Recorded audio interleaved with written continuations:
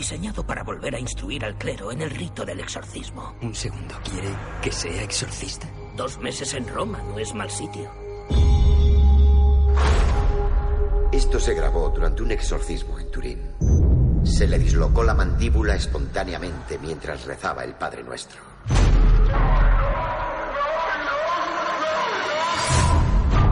Dime, Michael, ¿crees en el pecado? Sí, pero no creo que el demonio nos empuje a pecar. Te aconsejo que vayas a ver a un viejo amigo mío. Buongiorno. ¿El norteamericano? Sí. ¿No le gustan los gatos? No especialmente. Bienvenido a Roma. Está plagada de gatos. Cuidado, que no entren. ¿Sabe por qué es famoso el padre Lucas? Porque ha realizado más de 1000 exorcismos. ¿Qué es lo que cree? Que no es el diablo. ¿Un ladrón enciende las luces al entrar en una casa a robar? No. ¿Prefiere que no se sepa que está ahí? El diablo igual. Es complicado cuando la no evidencia del diablo es en cierto modo la evidencia del diablo. ¡Se ahoga! No te veo convencido. No necesita un cura, necesita un psiquiatra.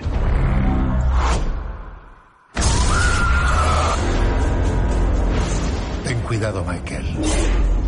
Que optes por no creer en el diablo no te protegerá de él. Los primeros signos de una posesión son sutiles: aislamiento social, un temblor persistente en una extremidad.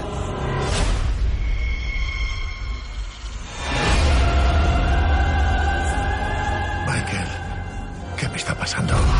Si Lucas no pudo vencerle, ¿cómo voy a poder yo? ¡Michael! El terror es real, Michael. Es real. ¡Tu nombre! ¡Dime tu nombre! Michael, cierra la puerta, por favor. No queremos que nos molesten, ¿verdad?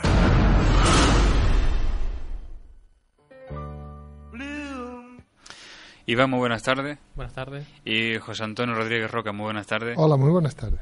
Y un placer que estés aquí con nosotros, porque casi que se repite, justamente fue caso. Hasta el día hace un año, como quien dice. Yo de nuevo encantado. Pues hoy nos adentramos en esta película muy curiosa, sobre todo por ser un acercamiento bastante parecido al Exorcista, a pesar de que tiene... Esta también se basa en una novela totalmente casi desconocida, porque yo ni siquiera se vendió cuando se vende, siempre suelen sacar la novela o reeditarla cuando sale la película, pero no salió, de un tal Matt Baglio. Y lo que tenía de sorprendente esta película es que intentaba acercarse al tema de los exorcismos desde una óptica un poco más realista. Siempre se consigue o se intenta conseguir poniendo el típico letrero de inspirado en hechos reales, y aunque dicen que sí, que se consultó a exorcistas reales, de hecho muchas de las cosas que salen en la película, como cuando empieza a vomitar clavos y dicen que es todo eso, y está contado en una entrevista con, no se llama, ¿cómo se llama? El exorcista oficial del Vaticano, muy famoso, que iba mucho... Padre Amor. Sí. De esas entrevistas, pues él contaba todo eso. Y de ahí, pues han intentado buscar muchos fundamentos para hacer el guión de esta película y para que fuese un poco más realista. Por eso aquí no encontramos muchos efectos especiales como sí aparecían en otras más surrealistas. Pero Iván, ¿qué te pareció El Rito?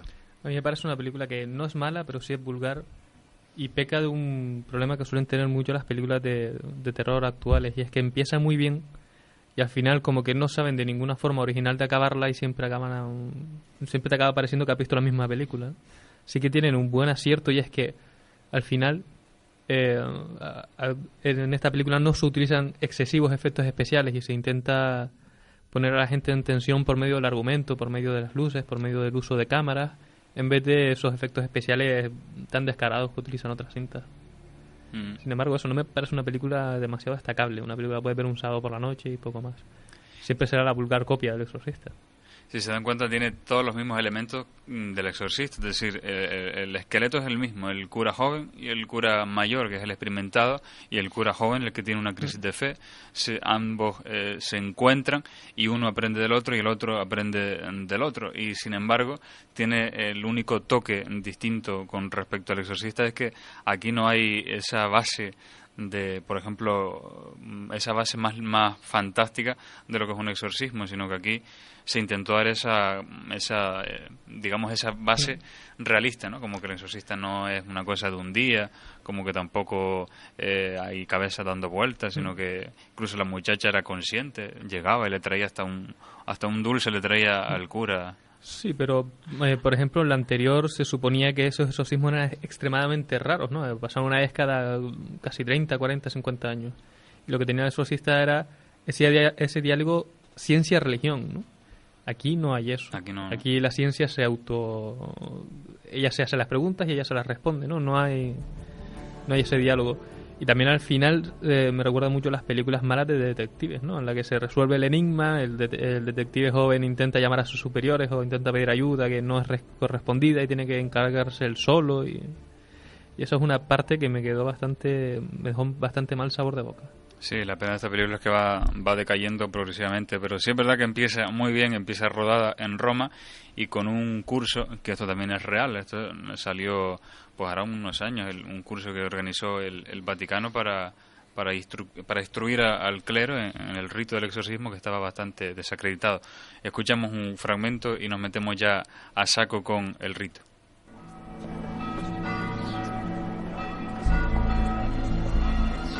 Cuando llaman a un exorcista para que evalúe una posible posesión, el párroco se asegura antes de que se hayan agotado todas las explicaciones psiquiátricas. Habla con el poseído y hace llegar su evaluación a su obispo. Con el consentimiento del obispo, se llama entonces a un exorcista para que determine si hay posesión.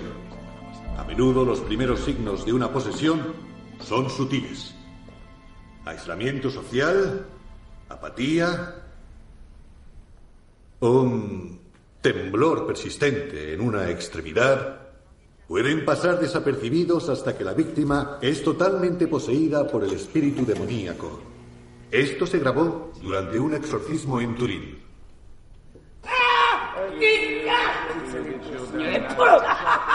La mujer sobrevivió sin comida ni agua 8 semanas antes de que el demonio la liberara. A este hombre se le dislocó la mandíbula espontáneamente al oír el Padre Nuestro. No entró en contacto físico con ningún objeto, ni se le sometió a ninguna fuerza física. Los demonios son la infantería del diablo y suelen operar en grupo. Son como compañías infectando a sus víctimas. La función del exorcista es determinar el número de demonios y sus nombres, algo que los demonios protegen con gran celo. Y cuando el exorcista tiene un nombre, puede empezar a ejercer control sobre la entidad y expulsarla. ¿Quién es el nuevo? La primera pregunta para José Antonio creo que es obligada, ¿no? Que sobre todo por muchos oyentes que hablamos siempre, o damos por hecho muchos términos y a veces ni siquiera nos entendemos. ¿Qué es cómo se podría definir o qué es una posesión, así entendida? ¿Una posesión qué es? Bueno, podríamos remontarnos un poquito más atrás. ¿Quién es el que posee?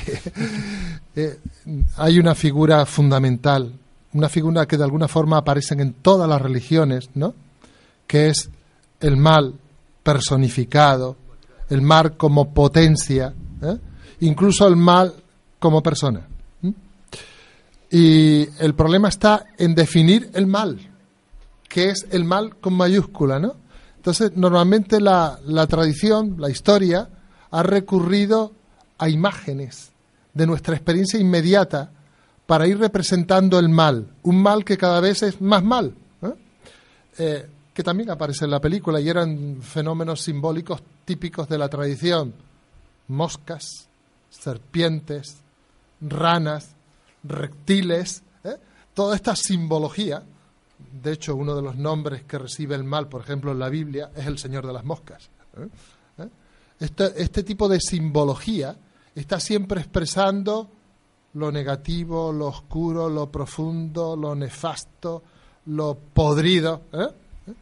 Entonces, está representando aquella realidad que afecta de tal forma al ser humano que atenta hasta contra su libertad. Entonces, si atenta contra la libertad, significa que lo que me está dominando me quita mi capacidad de ser humano, me quita la libertad. Por eso hablamos con este lenguaje metafórico de posesión, poseído por fuerza, potencia o realidad superior a mis propias fuerzas. Suena esto muy genérico y muy vago, pero creo que es un principio fundamental para poder entender ese lenguaje, que también es metafórico, de posesión, ¿no? Pero esa definición también se puede ser, por ejemplo, alguien que tenga alguna esquizofrenia, alguna enfermedad mental de la que él no se pueda deshacer, ¿no? Claro, porque el problema está en que tenemos distintos niveles. Primer nivel, que va a ser el fundamental, y si quiere lo dejamos para el final, pero es el fundamental, que es decir, hay una experiencia de una realidad, llámela como quiera, trascendente, superior, potencia, energía, espiritual, negativa, o como quiera. Pero la experiencia es lo fundamental. Y ya digo, siendo lo fundamental lo dejamos para el final. Porque después hay una forma de entender eso, que es la forma de comprenderlo. Y se comprende en cada cultura de forma distinta, con distintas imágenes, con distintas concepciones, etcétera. Y por último, normalmente esa experiencia también se somatiza y se expresa de distintas formas a nivel psíquico-físico, ¿no? Entonces, por eso, en la antigüedad, distinguir una enfermedad psíquica que conllevara la pérdida de la libertad del enfermo era muy difícil de distinguirlo de lo que pudiera ser en el lenguaje una posesión de un espíritu maligno, negativo, ¿no? Entonces, es cierto, el paralelismo era total, pero hay un plus aquí, un plus, quiero decir, podemos llegar a casos de que se haga un discernimiento psíquico y psiquiátrico y fisiológico y todavía existir la experiencia de posesión. Entonces nos lleva a otro plano. Eso ocurría en el Exorcista, ¿no? Que hay gran parte de la película donde a la niña le hacen todo tipo de pruebas físicas y psicológicas.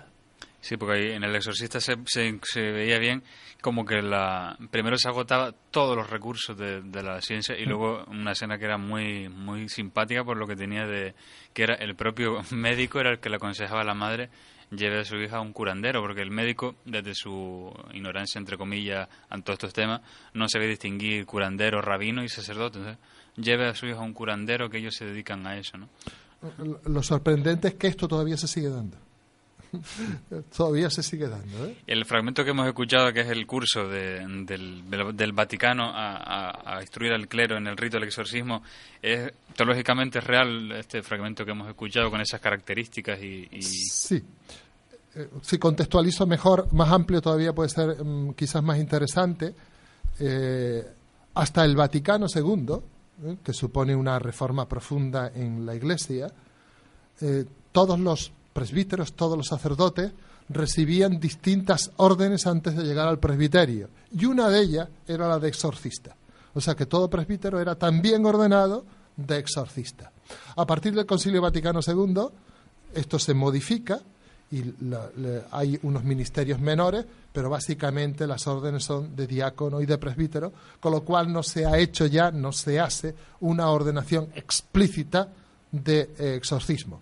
Pero no importa, porque está incluida en el propio ministerio de la Iglesia.